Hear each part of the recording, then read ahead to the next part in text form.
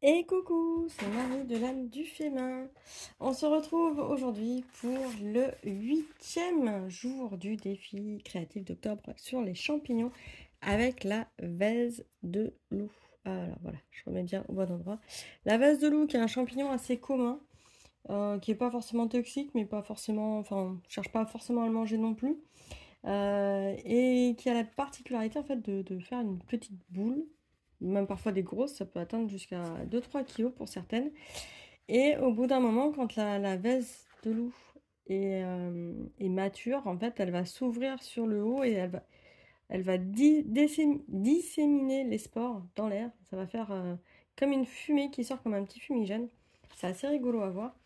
Et donc c'est un champignon assez atypique. Alors au départ j'avais comme idée de prendre un ballon avec de la peinture et tremper dedans. Je sais que sur le groupe des art journalistes, oula, pardon. Sur le groupe des art journalistes, c'est une technique qui est bien appréciée.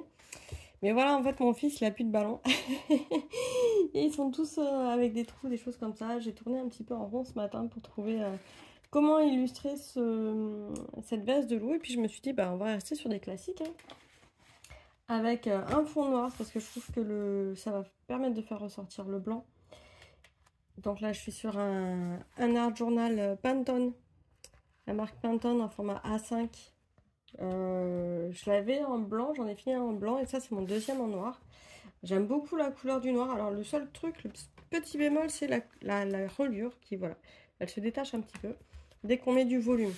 En fait, moi, vu que je mets du volume, ça se détache, mais si on met pas de volume, ça se détache pas.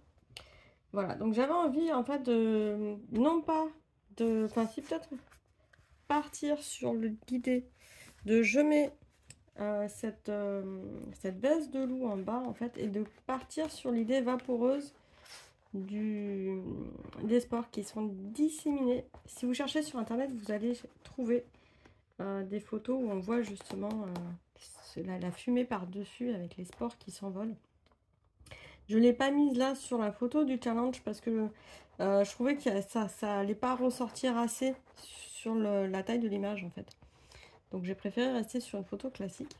À savoir qu'il y a plusieurs types de vestes de loup. Il y en a qui ont des petits pics dessus. Donc il va y avoir des textures différentes sur la veste de loup en fait. Donc, moi je pars sur cette idée là en tout cas. Puis après on va voir.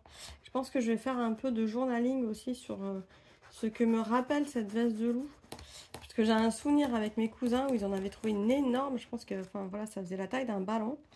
Parce qu'ils habitaient à la campagne dans l'Oise. Et, et en fait, au bout de 2-3 heures, le temps qu'on fasse le repas de famille, à un moment donné, on a entendu une explosion dans la cuisine. Et en fait, c'était la veste de loup qui avait explosé parce que elle s'était réchauffée à l'intérieur de la maison. Et donc, il y avait plein de petits bouts de partout dans toute la cuisine. Ça, c'était assez rigolo. Voilà. Donc là, j'ai pris un gris plus clair, donc ça va contraster un peu. Et je pense que je vais étaler après. J'ai un pinceau réservoir d'eau.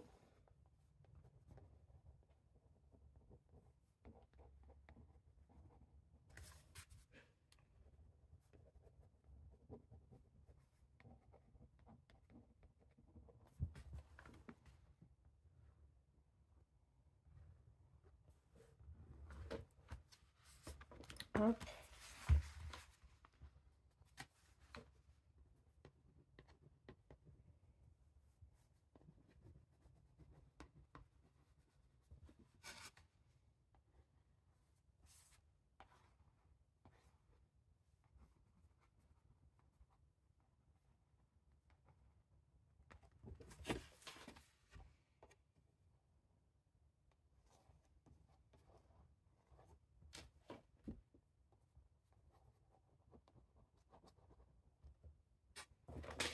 Donc, pas forcément chercher à faire quelque chose de compliqué hein, pour ce challenge.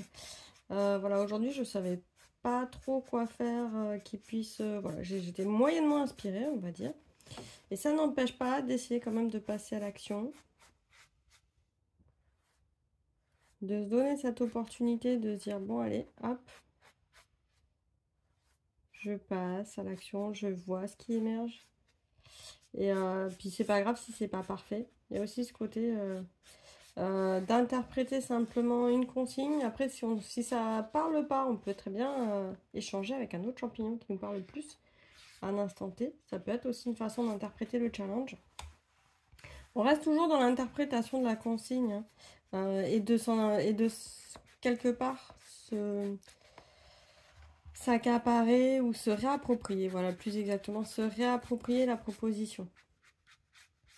C'est moi, les premières années où j'ai fait le challenge Inktober, j'étais vraiment partie sur dessiner vraiment quelque chose de ressemblant avec les consignes officielles du Inktober, etc. Et alors ça a l'avantage en fait de pouvoir cadrer, canaliser, quand on ne sait pas par quoi commencer, c'est chouette. Après, quand ça fait plusieurs années ou plusieurs jours même, qu'on commence à comprendre le principe, c'est là où on peut se donner plus de liberté finalement d'interprétation, de création. Et dans l'idée, c'est de toujours avoir cette amorce créative chaque jour, de passer à l'action chaque jour. Et de se créer une petite routine, de se créer ce petit temps-là, et puis de voir aussi dans son quotidien comment ça résonne. Voilà, moi je sais qu'en fait là, mon challenge à moi, dans ce genre de challenge, c'est aussi de vous proposer une vidéo par jour. Donc ça rajoute un petit peu plus j'allais dire de lourdeur dans la préparation, puisqu'il me faut un endroit assez calme. Là, j'ai dû attendre par exemple que ma machine à laver s'arrête pour pouvoir faire la petite vidéo. Mais sinon, c'est un temps qui finalement prend... Enfin, c'est un temps qu'on peut facilement s'organiser dans son quotidien selon la technique qu'on veut faire. Là, c'est une chouette vase de loup. J'aime bien l'aspect vaporeux. J'ai pas pris mon chiffon. Je prends mon chiffon, j'essuie un peu. J'aime beaucoup cet aspect vaporeux. Je me suis même fait une petite empreinte de doigt ici. Alors, quand on est sur des craies aquarellables comme ça, c'est chouette parce qu'en fait, on peut rajouter de l'eau et puis après, on vient tamponner et hop, on a fait disparaître la tache. Ça, j'aime bien. Donc, ne pas hésiter à faire des traces de doigts. Et puis là, bah forcément, hein, si je pars sur l'idée d'avoir des petits spores qui sont disséminés, je viens frotter ici mon pinceau à réservoir d'eau et je viens faire des petites gouttes. Ça rappelle quand on était enfant aussi le côté brosse à dents avec le peigne, avec le pinceau qu'on passe dessus, enfin voilà. C'est vrai que jusqu'à maintenant, je n'étais pas partie sur l'interprétation des spores des champignons, donc voilà. C'était pas forcément voulu que ce soit aujourd'hui que ça ressorte, mais voilà, c'est aujourd'hui que ça ressort. Donc ça fait un paysage un peu lunaire. C'est vrai que si quelqu'un débarque là sur la vidéo, se demande qu'est-ce qu'elle fait avec la lune, ce n'est pas une lune.